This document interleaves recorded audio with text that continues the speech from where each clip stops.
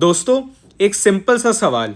अगर मैं आपसे कहूं कि डॉलर वीक हो जाए तो सिल्वर का प्राइस थोड़ा सा ऊपर नहीं जाता बल्कि कभी कभी शॉकवेव जैसा रिएक्शन देता है, तो क्या आप मानोगे?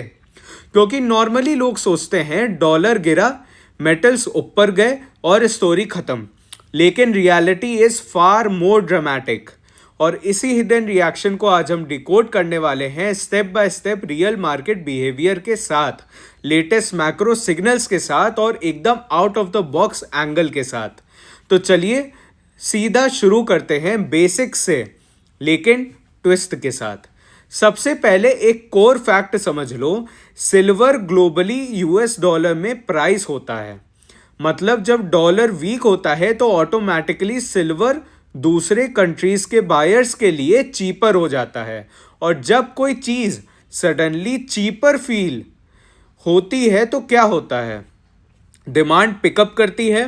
लेकिन यहाँ एक इंपॉर्टेंट लेयर और ऐड होती है।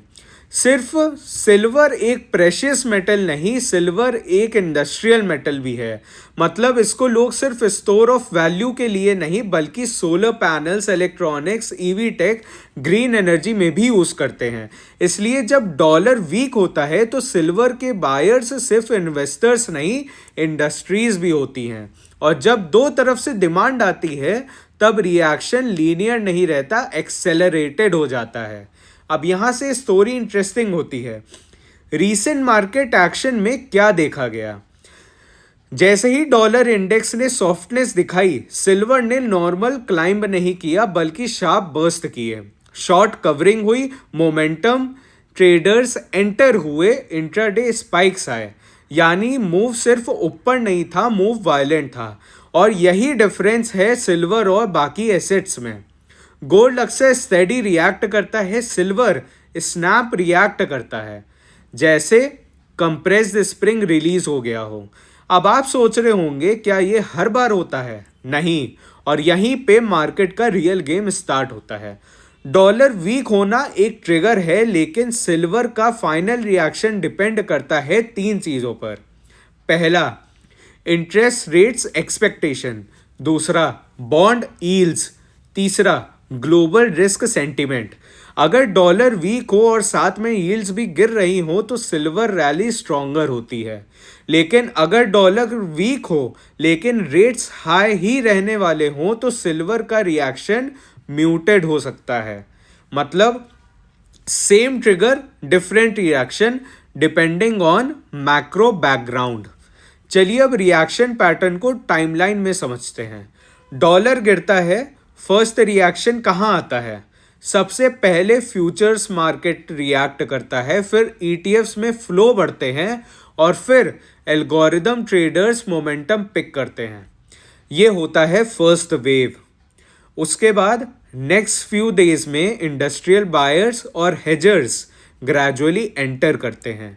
और अगर मैक्रो वीकनेस कंटिन्यू रहे तो थर्ड वेव आती है, स्पेक्युलेटिव एक्सपेंशन। और यहाँ सिल्वर कभी कभी गोल्ड से ज़्यादा परसेंट मूव करता है। क्योंकि सिल्वर का मार्केट साइज छोटा है इसलिए कैपिटल इनफ्लो का इम्पैक्ट बड़ा होता है। लेकिन अब एक काउंटर ट्रुथ भी सुन लो, सिल्वर सिर्फ ऊपर एक्सप्लोड नहीं करता, कभी कभी रिवर्स भी उतना ही स्पीड से करता है।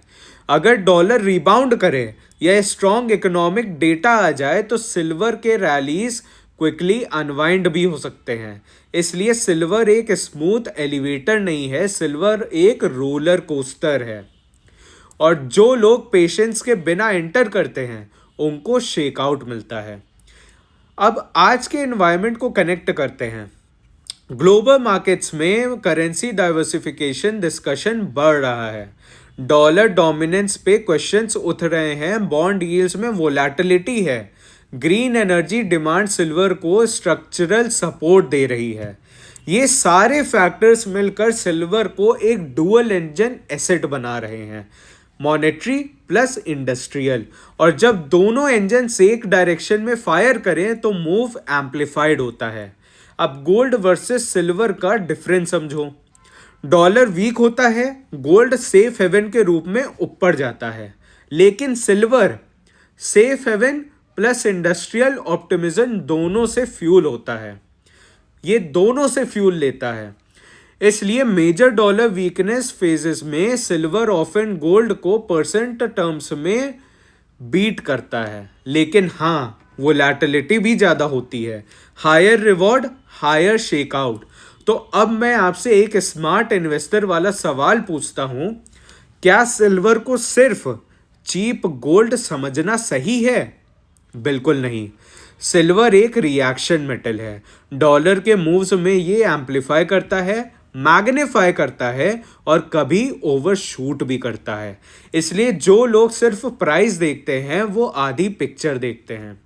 जो लोग dollar trend plus yields plus demand drivers देखते हैं वो फुल मूवी देखते हैं।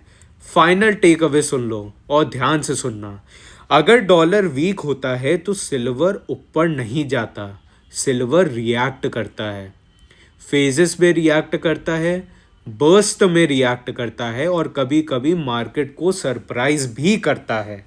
इसलिए नेक्स्ट टाइम जब आप डॉलर इंडेक्स को गिरते देखो, सिर्फ गोल्ड चार्ट मत देखो लो, सिल्वर चार्ट भी खोलो और देखो रिएक्शन का स्केल। तो दोस्तों, मार्केट में मूव्स विजिबल होते हैं लेकिन रिएक्शंस हिडन होते हैं, और जो हिडन रिएक्शन समझ गया वही स्मार्ट प्लेयर है। अगर आपको ऐसे डीप डिकोड स्क्रिप्ट्स पसंद हैं तो चैनल फॉलो करो, क्योंकि यहाँ हम सिर्फ न्यूज़ नहीं मैकेनिज्म समझते हैं।